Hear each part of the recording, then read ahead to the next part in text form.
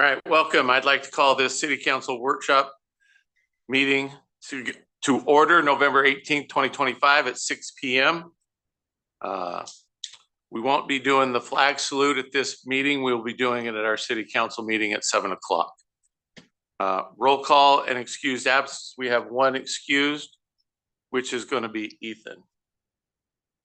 Would you like to do a roll call with everybody or no? Oh, we need to do Planning Commission. Okay. Commissioner Layton? Here. Commissioner Connell? Here. Commissioner Carberry? Is excused. Commissioner Tonight? Here. Commissioner Barisi? Here. Commissioner Irons? Present. Commissioner Jones? Is excused. As I said, we're doing it at City Council. Would I explain that we're doing it at City Council? All right, we're going to do the pledge allegiance, the flag salute at the City Council meeting, because we want to make sure that if there's anybody that came to City Council, at City Council we have youth coming in, so we've made the decision as a council that we're going to be doing the Pledge of Allegiance during City Council meetings, and that's why. Thank you. You bet. Not a problem. All right, Mr. Hammond. All right, so special thanks to planning commissioners for coming to this. I know this is a mid-month meeting for everybody, so thank you so much. Carla's gonna kick us off and introduce who is here to present. Thank you. So yeah, thanks to the Planning Commission from me for coming this evening. They actually get 2 of these this week. So thanks to you guys. Appreciate your commitments. So tonight we're here to talk about the economic opportunity analysis. This is one of many of the strategic planning projects that we're doing. The EOA that we often refer to it as has incorporated into it a buildable lands inventory as well. And I am not an expert. And so that's why we hired Johnson Economics. Subcontract to this project is MIG. They're a consulting firm. I've worked with these folks for probably since 2009, I think was the first big project I worked on in the region with both, with most of these folks. So anyway, I'm going to turn this over to Brendan Buckley. He is the principal in charge of the project. He is with Johnson Economics, and also on the phone tonight is, Andrew Parrish. He's with MIG. So MIG kind of handles the development code comp plan side, and Johnson Economics gets into all the economics component of that. So as part of your packet, you were provided the draft EOA, which is the current draft. And unless we have anything that comes out of this workshop or additional comment that might come in, it's probably the draft that's going to move forward for adoption. We're targeting Planning Commission hearing in January and City Council potentially in February. So given that, if there's any initial questions, I'm glad to answer them. And if not, I will turn it over to the experts. Brendan, thank you so much for being here tonight. Thank you. It's great to be here, and appreciate the opportunity to talk about what we've been doing. I'm Brendan Buckley with Johnson Economics. I'm a project manager. And as Carla mentioned, Andrew Parrish is also here from MIG, and we sort of play different parts in this project, so we'll just be talking about sort of what the project is and where we're at this point. We've been working on this for much of this year, and I think maybe even starting in the last year, and going through a process of planning for your economic lands and economic development.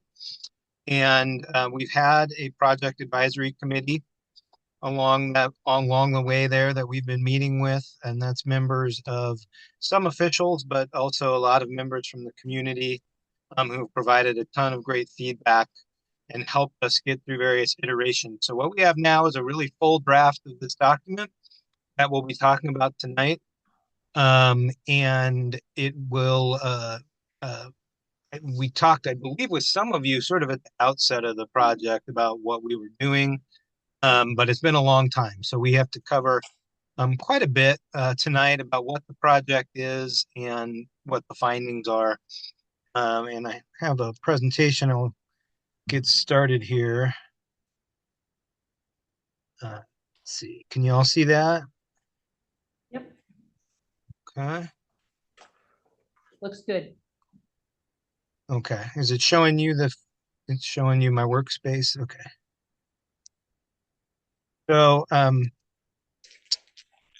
this project is what's called an economic opportunities analysis.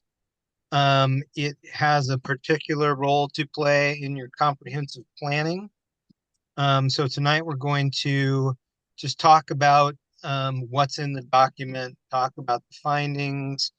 Andrew is here to talk about the land inventory of your current commercial and industrial lands, and then also talk about, give a summary of the edits to the comp plan and development code. So in your packets, you should have quite a lot of material, and you can see that there's a lot there to cover. So we're going to give an overview. We're happy to answer any questions and get into more detail.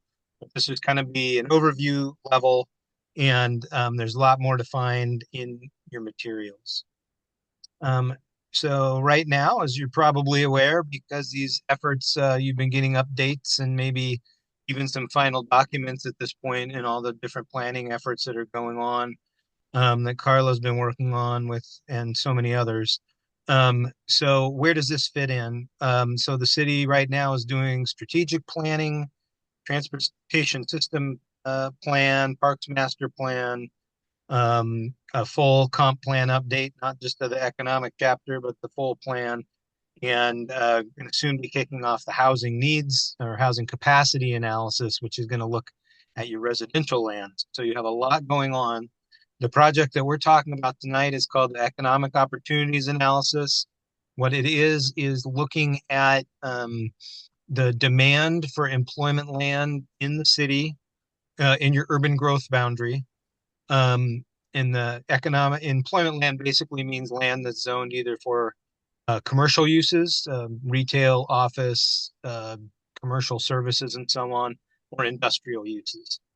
So those are the lands we're looking at. And so the whole point of this project is to look at trends, get the background, and come up with a forecast for 20-year demand for employment land, and then compare that to the amount of land that you have left in your UGB that's currently buildable, see if that's enough to meet that 20-year demand.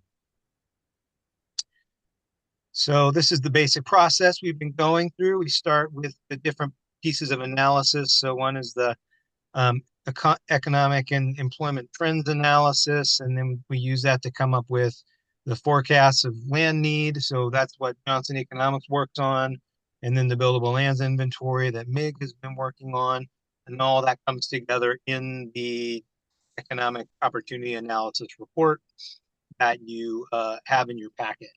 I should have mentioned that all of this is part of the statewide planning process. This is a type of report and type of analysis that cities must do in order to look at expanding your urban growth boundary, or even just assessing how much land you have. And so all that comes out to the end, and we have a set of findings and recommendations, and also some recommendations for your actual comp plan and code. So the components of the economic opportunity analysis, or EOA, document itself are a statement of economic objectives, local, state, and national economic trends, discussion of Boardman's target industries. So all of that discussion in the report is getting through sort of, this is what has been happening. This is what your current employment profile looks like. And these are the industries that Boardman either would like to see continue to grow, or maybe industries where Boardman has not had enough of those types of jobs and firms and would like to see more of that. So we've identified some target industries along the way, and then we use that to come up with the 20-year forecast, and compare that to the land inventory and get to the findings. So this is a look at Boardman's current employment profile within your urban growth boundary. The point of this study is to look at the city's urban growth boundary by itself. And so Boardman is in the unusual situation of having the port of Morrow lands directly adjacent to the city, but also houses quite a lot of employment and economic activity. But because the focus of this study is really the capacity within your urban growth boundary, that's where we're trying to quantify jobs and industries and so on. So what you see here is that a lot of the employment that's available in Boardman currently is in manufacturing. That includes the food processing and ag processing that happens in your industrial lands. That's considered a subtype of manufacturing. And so that's a big reason that you see so much employment there. You also have utilities, which is grouped together with transportation and warehousing. You have a lot of warehousing and distribution, or a fair amount that's associated with those large industrial users. And that's counted as a different type of employment. And then following those, your employment's a little more dispersed. You have healthcare, education, leisure and hospitality, which is tourism related, and so on, making up smaller shares. The amount of information, the information sector I want to call out because that is where the data center employment is categorized. So information employment in Boardman is growing and has grown in recent years, and it's going to be an important component, as we'll talk about in a minute, of your future growth. So total employment altogether is about 3,500 jobs currently.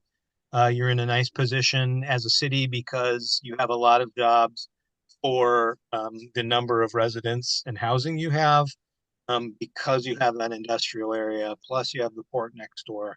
So right now, Boardman has plenty of jobs, and so we need to talk more through this effort and through future planning efforts about housing for that work. Employment profile. So on the left, the simple takeaway is that in Boardman, like in many places nationwide, most businesses are small businesses of 5 or fewer employees. That's very common. And smaller share as you go up. Of course, as you get to firms that are very large, have hundreds of employees, they make up even though there may be only one of those firms, they make up a disproportionately large share of your employment because that's a lot of employees. Commuting, this is a pretty common pattern we find really in most communities, but there's a lot of cross commuting. So residents who live in Boardman do commute out to work in jobs outside of the area, and much of the local workforce commutes in from other areas. So again, that's common, but generally through planning for employment lands and housing lands, one of the goals that many communities have is, hey, let's try to get a better match there so that we have more people who are both able to live and work in the same community. Then we got into the target industries, and I'll reiterate that there's much more detail about all of these items in the report. But so we go through a process of looking at different ways to rate how industry sectors are performing in the area. So things like which are currently the largest, which have been growing the fastest, which are the largest relative to national trends. So in Boardman, the food processing, food manufacturing is obviously a large and highly advantaged sector. And then you have transportation, warehousing, utilities, tourism are some of your largest. The fastest growing are food processing, construction, and information, which is probably only going to be more so. So the target industries down there in the bottom right are what we arrived at as the focus for Boardman itself in this planning effort. So first of all is the information sector. So through this process, we identified the demand and need for adding more data center development within the urban growth boundary. And so that is going to, as you're familiar with from being in the region, those are large developments and bring a fair amount of employment. That's low employment density, but still a decent chunk of employment for each data center. With those comes construction. So as all this activity has been happening in Morrow County, Umatilla County, the need for more and more construction firms to be able to do this work on the data center development has been growing. And then, but also more locally and more, perhaps most important to Boardman, is the growth of things that your residents need and your local community needs. And so that's when you see things like more healthcare available locally, things like retail, dining, lodging, and tourism related um, uses also being target industries, help serve the local residents and employees before and after work. So the 20-year forecast that we came up with is shown here. So for this process, the state rules give a couple ways to sort of start and get your baseline. A couple of measures you can use. One is to use the state population forecasts that are done by Portland State University for the entire state. So they do that for every city, including Boardman. And so we start by taking that as a baseline and just saying, okay, if your population is forecasted to grow at this rate, it's fair to say that your jobs also need to grow at that rate. So, but if we use that measure, that gets us less than 1% annual growth, which is way less than what Boardman has actually been experiencing in either population or especially job growth. So, and that's 650 new jobs over 20 years. So if we look at the actual growth that's been happening since 2010, that's been more like 4% per year. So obviously this baseline is going to be too low. So as we, after that, we do an adjusted forecast. So we say, okay, we have our target industries. We also have probably a more realistic idea that growth is going to be faster than 0.9%. So we've come up with an adjusted forecast, and so that's what you see on the right with the dark green bars compared to the light green bars. And so our adjusted forecast is more like 2.6% annual growth. Again, that's it is fairly robust, but it's actually less than what you've experienced since 2010. So I think it still is a realistic estimate and a fair estimate. So, but that amounts to 2,300 additional jobs over that 20-year period, which would be growth of 65% over that 20-year period. Again, starting from a baseline of what was it, 3,500. Yeah, 3,500. Sorry. So that's 2,300 new jobs on top of that is the forecast that we're working with. You see on the right that a big chunk of those, the largest chunk of those is in the information sector. That is for data center growth. But going along with that, the other sectors that see quite a bit of growth are construction, transportation, warehouse, and utilities, leisure, hospitality, healthcare, education, and others as well. So, and beginning to see growth in some of the white collar and professional sectors that are right now have pretty low representation in board. But there's no reason for that needs to continue. So there's a targeted meant for growth in those industries as well. So once we have that 20-year forecast, what we do is we try to turn that into an estimated need for employment land. Again, that's land that's zoned for either commercial use or industrial use to house all these new jobs. So what we do is we know the types of real estate that these different sectors tend to use and the job density they tend to achieve. And we come up with estimates of, okay, you need this much land to hold this many new jobs. An important consideration in the case of Boardman and also other communities we've worked with out in your region is data center. And it's not going to be news to any of you that there's been explosive growth and demand for data centers in your area. So this is an important thing to think about as we talk about the land demand. So I just quickly put this profile in here of the most common type of data center development we've been seeing.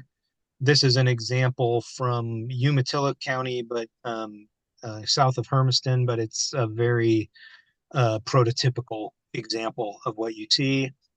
So basically, it's the 4 buildings located on a little more than 100 acres, but then you have 5 to 10 acres needed for a dedicated substation.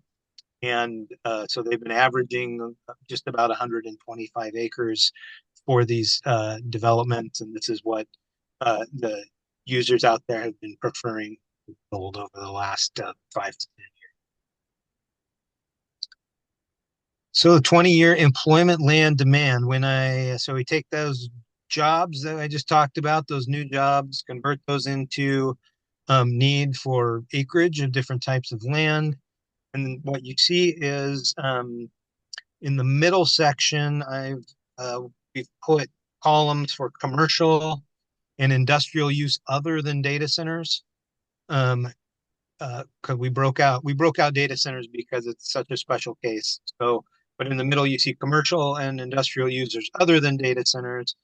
And in the yellow there, we've determined a gross acres needed of about 38 acres of commercial land and almost 88 acres of industrial land for other types of users. And then on the right, what you see is the data centers. And because those are such large acreage users and they use very large sites, there's a need, there's a finding of need for 625 acres of land for data centers. And those are in large parcels of 125 acres. And as we'll talk about, there are not any of those very large sites remaining in your urban growth boundary. So this is so that's the takeaway of total land need. And next, what we do is we compare that to the buildable land inventory. So there is some land remaining in your urban growth boundary to meet some of these needs, but not all. So Andrew is going to talk next about the buildable land inventory and the land that you have remaining. All right, thank you, Brendan. As Brendan mentioned, my name is Andrew Parrish. I work for MIG. We help with these kinds of projects, doing the land inventory, doing the mapping and GIS analysis in order to figure out what's left and available inside the urban growth boundary today to meet those needs that have been identified through the forecasts. So what we start with is all the land in the urban growth boundary, kind of at the top of this funnel here. And we remove land that's zoned for residential uses, for other non-employment uses. So we're left just employment lands. But then we look at land that's developed already or committed for public facilities. So we take those out of the inventory. So we're left with just vacant, infillable, and kind of redevelopable lands. Then we look at constraints like wetlands, floodplains, steep slopes. So we're left with just unconstrained lands. And then we make some assumptions about land that's needed for future streets and future infrastructure to arrive at basically net buildable acres within the urban growth boundary. And so that's what we consider to be the supply for the purpose of comparing to the need for the EOA forecasts. There might still be other issues like infrastructure constraints or property owners that are not willing to develop or market drivers. And those are things that the city can address with various strategies in the comprehensive plan and development code. Next slide. So for the city of Boardman, we break things out into employment and non-employment lands. So this is a map of that. We're focused on the areas in blue on this map here. Next slide. The constraints consist of wetlands that have been inventoried. Some of the data from the inventory is a bit old, but doesn't affect anything that we consider to be currently developable. We look at the floodplains. We've got a couple areas of steep slopes, but not much. And then the BPA, the Bonneville Power Administration's right of way, is a big constraint running right through the city there that we don't assume any development underneath that right away. Next slide. So this is a map of development status. So everything in red here is considered developed. Everything yellow is partially vacant, which means there's a little bit of development on there, but there's some land that is still available, and the green areas are vacant. And you'll see the constraints over top when kind of a hatch there. So even if there's a vacant site, but if there's a wetland or floodplain kind of but in that area, we don't assume that to be developable, and this is consistent with state law. Next slide. So in terms of the acreage and the number of lots that we're looking at, we basically have a total of 110 vacant or partially vacant lots across the industrial and commercial designations in the city, totaling about 276 net developable acres. Some of that in commercial districts and some of that in industrial districts. Next slide. One of the things that Brendan is going to talk about is kind of the site sizes that you might need for certain uses. So we've broken down the available areas in terms of how big the sites are. So there are a number of smaller industrial and commercial lots that are either vacant or partially vacant. But as you get larger and larger into the 50 or the 100+ acre areas that data centers might need, there aren't a lot of sites available in that range. Next slide.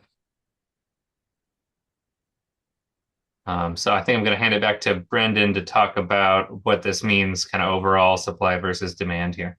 Thank you. Thanks, Andrew. Yeah, so stepping back one slide, I just want to sort of reiterate and amplify what Andrew was saying just about how while you have many sites, it's important to note that a large majority of them are 5 acres or less, and especially with industrial users, there are certain users in your industrial area that need sites that are larger than that, and that's part of the comparison we do next. So what does this mean? We had our 20-year estimate of demand in gross acres and our buildable land inventory, and what happens when we compare them. So what we see is that in terms of gross acreage, that there is enough land in theory for both commercial and industrial users remaining. But again, that's just gross acreage. What you see for data centers in the bottom line there is that there's no land remaining that is adequate. There's no sites that are large enough to house data centers. And so all of that is considered to be deficit in land need. The next step is to look at the actual sites that you have left. And again, most of the remaining sites are pretty small. So this is an attempt to compare the estimated demand for different types of sites, different sizes of sites, to the remaining supply. And so what we find is that even though there's enough gross acreage, there's not enough sites, sort of medium to large sites, to meet the needs of for commercial or industrial users. There's an estimated need for 2 more commercial sites are roughly 20 to 30 acres, and estimated need for quite a range of industrial sites that we would call maybe medium to large.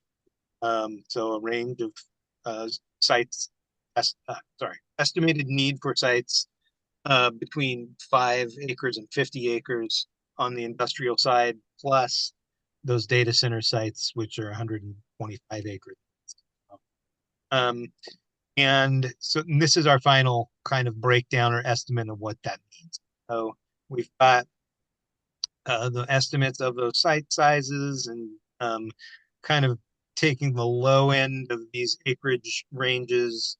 We find that there's a need for about 40 more acres of commercial in a couple of 20-acre sites or so, and a total of 770 acres of industrial in different types of sites. Now, the large bulk of all this need is in the data centers because that's 625 acres.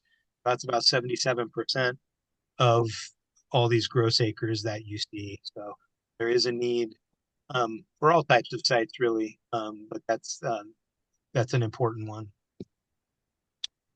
And so total overall, our findings, sort of the quantified findings of the study are that there's a need for roughly 800 acres, a little over 800 acres of land outside of the current urban growth boundary to accommodate these needed sites that are identified here. I think before I go into the next phase, I think maybe I will pause there. We've just covered a lot of material and a lot of numbers and so on. And I think that might be a good time to pause and just ask if there's any comments or questions at this point about what we've talked about so far. I have a question or a comment. So 20-year forecast, 2,300 jobs. Am I correct on that? Yes. Okay. So then when you look at obviously population growth, schools, stuff like that, do you factor that in, like how many children do you think that potentially those jobs will bring as well? And the reason why I bring that up is because of school expansions and stuff like that. That should all be factored in. So I would anticipate if one job is possibly one family with an average of 1 to 2 children. So you're looking at probably an additional 4,600 kids over the span of 20 years, adding up to about 119 kids per year, potentially. That kind of makes sense because you said 2.6% each year. Yes, Jobs, correct? for jobs, yeah.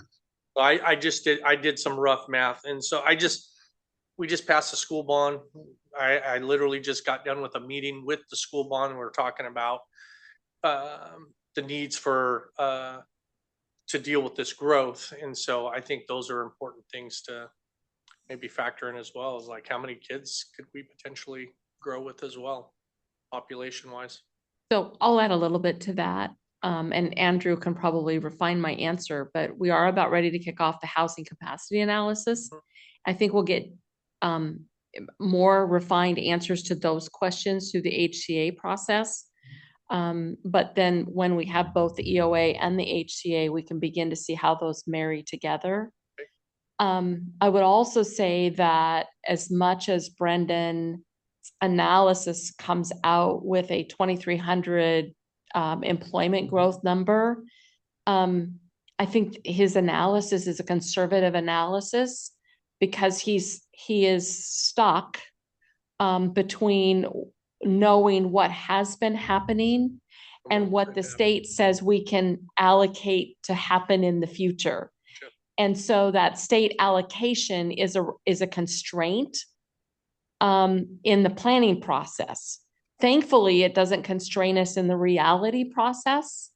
So I think those are all valid inputs. And I think your question's a really good pointed question and one we need to continue to figure out how to answer. Yep. And if either of you have anything to add to that, please do. Yeah, I'll just agree that the housing needs analysis is, or the housing capacity analysis is another opportunity to say, okay, how many of these new housing units are expected to be family housing units, and how many children might be associated with those? And oftentimes, when you get to the point of an actual urban growth boundary request or proposal, you can make some additional assumptions for public facilities like schools, just to try to get some acreage that might be appropriate. But it often falls into the housing section, just because in lots of communities, schools are an allowed use in a residential zone, so kind of treat them as part of the residential supply in a lot of cases. Thank you. Any other questions? Thoughts? Thank you. Okay, back No. at you guys. Okay. Let's see.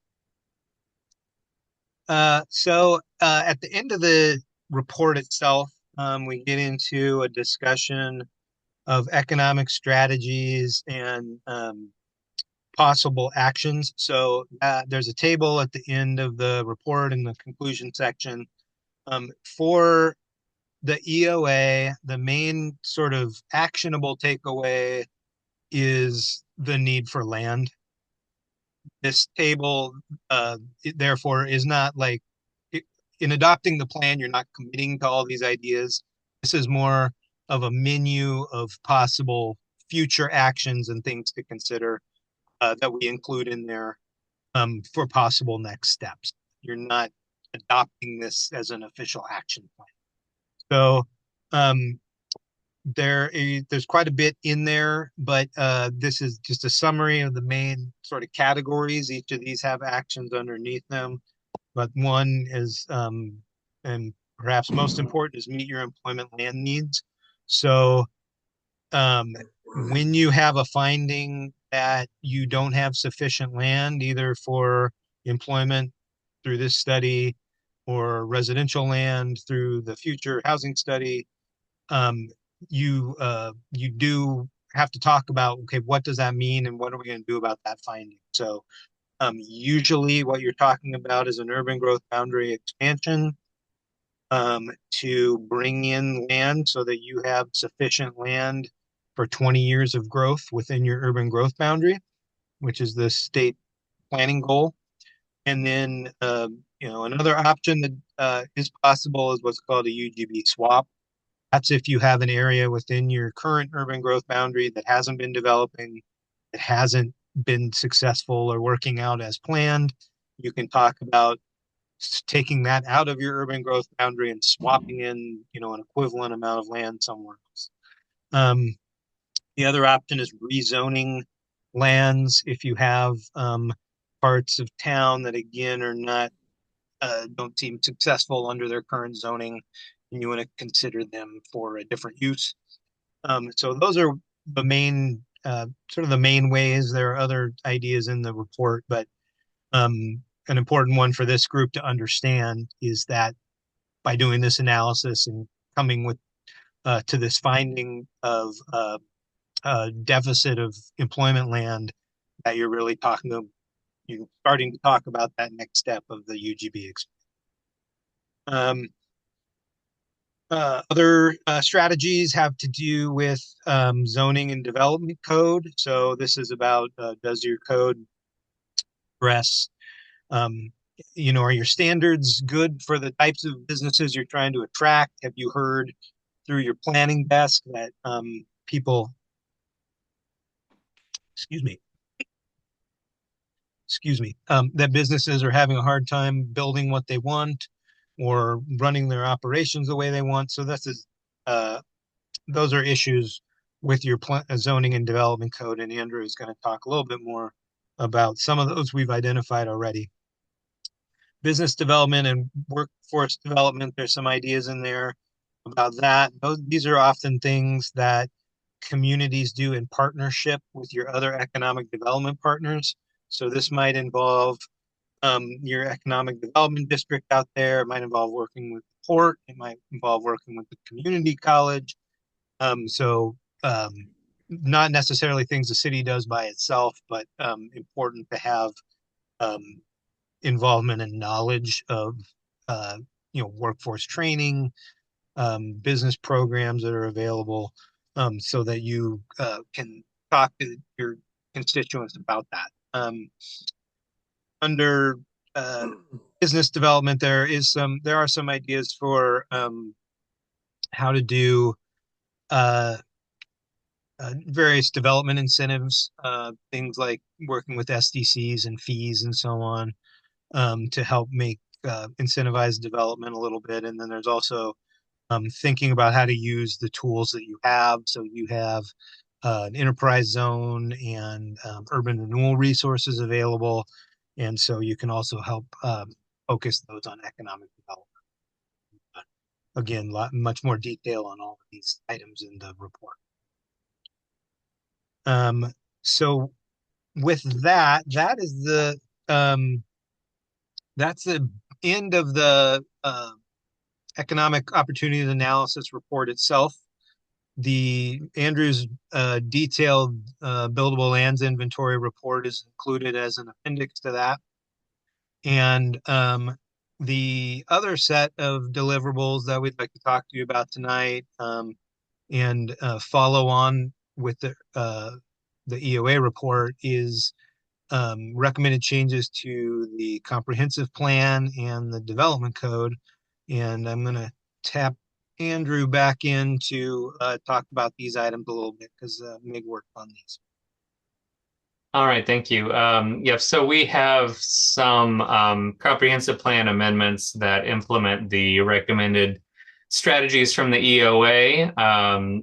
The comp plan guides city decision-making and your work programs, land use applications, and more. So it does have kind of the force of law here. Your comprehensive plan is basically quite old. It's had some updates here and there, but a lot of it dates back to the 90s. So the recommendation is to remove all of this old narrative and replace it with a fairly concise update based on the recent EOA, and then to replace the policies you have on the books today with new goals and policies that I'll kind of cover briefly here, and those are in the memo.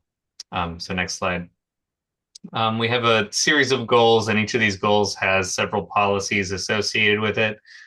We've put these together with help from city staff and our advisory committee, and they touch on a lot of the kind of outcomes that Brendan was just mentioning. So goal number 1, support and build on the foundation of existing industry sectors in the city of Boardman.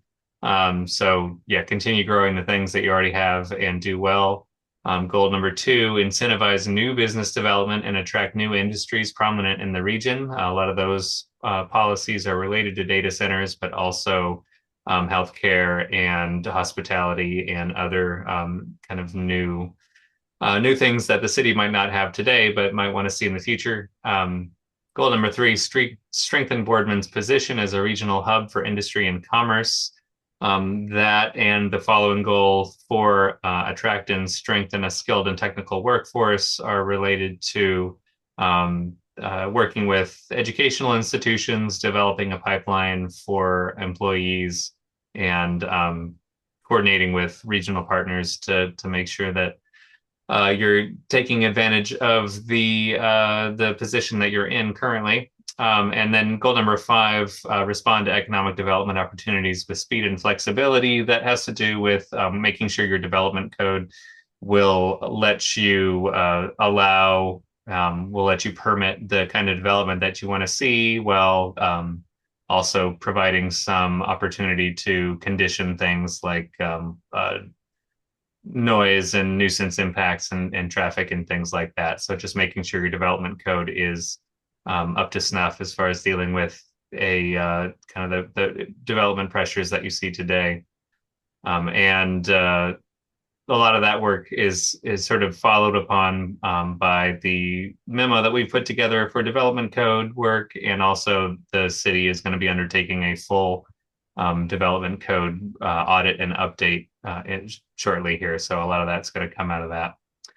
So we put together a memo that outlines some concepts for the development code to consider as you undertake that broader code update process, as well as the transportation system plan update, which has its own code recommendations as well. So the basically the recommendations are some updates to the definitions chapter to include these new uses like data centers and hyperscale data centers. There's a few updates about data centers as an allowed use and where they should be allowed. And we are also including concepts and kind of examples from peer communities for mixed use zones and landscaping standards. Those are things that staff suggested we take a look at so that you can dial those in the next step here. I think I have a couple of quick examples on the following slides. So again, in the definitions chapter, adding definitions for data center and hyperscale data center, they're sort of different beasts, and you probably want to have different sets of conditions for the very large developments versus some more modest developments that might kind of accomplish the same things. In the commercial district, consider allowing data centers as conditional uses is kind of the takeaway there. There might be some places where that's appropriate. In the general industrial district, that's more appropriate for allowing data centers as a permitted use. And then using your current code, chapter 3.6, to put in other standards for these structures related to noise and lighting, parking, architectural features. And these are especially important if they are adjacent to other uses or, in these commercial zones that might not be quite as far away from other types of development. Next slide. On the topic of mixed use zones, the basic kind of items that these zones address are the mix of uses allowed. So it's typically some amount of residential, typically attached or multifamily units, but maybe also single family, and a mix of office or commercial or lower impact light industrial uses like light manufacturing or flex space are pretty common. They also address the built form. So how tall are these buildings, their orientation. Some of them are very explicitly like a main street where you want things to be really close to the street, but that's not always the case. Some of them have first floor requirements. So you need to have a commercial space on the first floor so that it is more of a kind of a main street area, and parking needs to be in the back. That's pretty common. And then how does the public realm relate to these areas? So what's the landscaping? What are the block lengths? If these are going to be kind of more urban walkable districts, you want lower block lengths in these districts. So we've provided some examples from the City of Sandy, City of Sisters, North Plains, and Gladstone to consider as you develop your own potential new mixed use zone or zones. Next slide. And then I think lastly, landscaping standards was something we were looking at, just kind of taking the pulse of other communities around the state. Currently, in various, depending on the land uses, you require 10 to 20% of the land area to be in landscaping or open space. Adjacency is something to consider. So should it be different if there is a industrial use, for example, and that is neighboring a commercial use or neighboring a residential use? Should your development code require different landscaping standards in that situation? And then what types of materials or planters or other kinds of features do you require for that screening? And so we've provided some examples there that address each of these topics in kind of a different way from Tualatin, Prineville, and City of Sisters. So we've tried to give you kind of a range of options to consider and things to look at going forward as potential examples. And I think that that might be the last topic we have for you all. So happy to address any questions or comments on anything we've talked about so far. Anybody got some questions or comments? I have a question. So, you know, all of the farm ground that we have in the city limits out south here. So that's in our, that's even in our city limits. Some is in the city limits and some is in the UGB, yes. Yes. And that's a majority of our undeveloped proper land. Maybe. That is the majority, yes, you nailed that one. So how do we, President. Well, but it could also be rezoned. So some of it is already zoned residential or assumed to be residential. Some is identified as future urban, which again assumes residential. But any of that, when brought in or when somebody comes in to develop, could go through a zone change process. So when I think about Brendan's comment about we could use a couple of more sites on the commercial side at 20 to 40 acres, it's kind of, you just take what was the Mon property is now the Good Shepherd property. You just maybe keep going south a little ways and just, move into the Dan McCarty property. That's an option. And that's where you can begin to look at that and go, where might we come up with those larger sites? Clearly 625 acres for data centers. There may be some opportunity there. There's more likely opportunity outside of the current urban growth boundary for that kind of activity. Yeah. And I want to make just one comment on the development code and comp plan components of this. We've got several of these happening. And rather than to kind of get into this confusing nature of just where we're at and what's happening, we are holding comp plan and development code actions on the TSP, on the EOA, and on the Parks Master Plan. And we will combine those into consolidated actions. And we've got a couple other things that are going to impact that as well.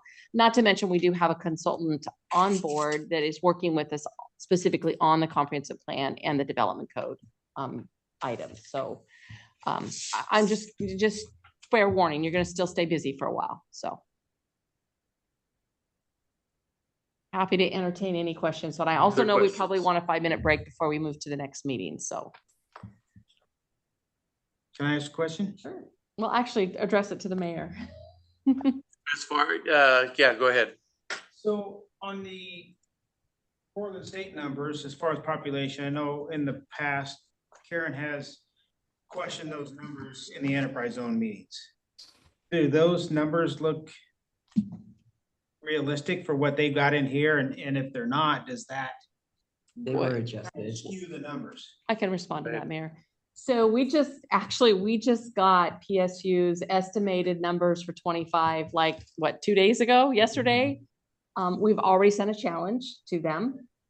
We provided information to them that said we added at least 40 dwelling units, 44 dwelling units in the time period that they look at.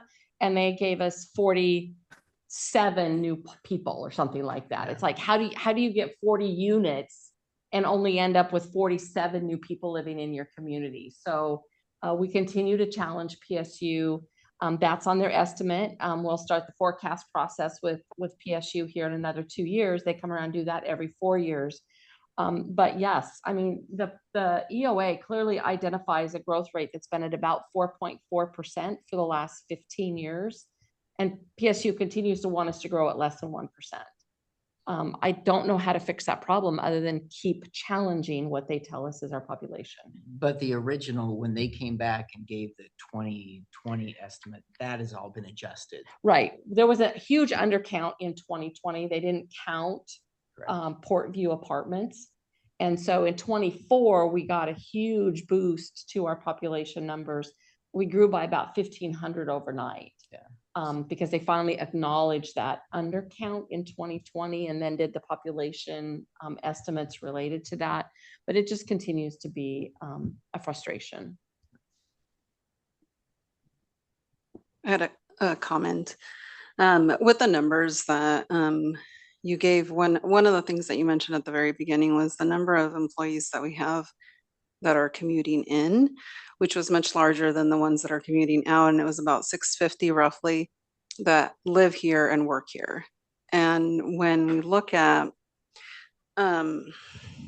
potential, economic development, you emphasize like the data centers, which is roughly 100 and some for the data center.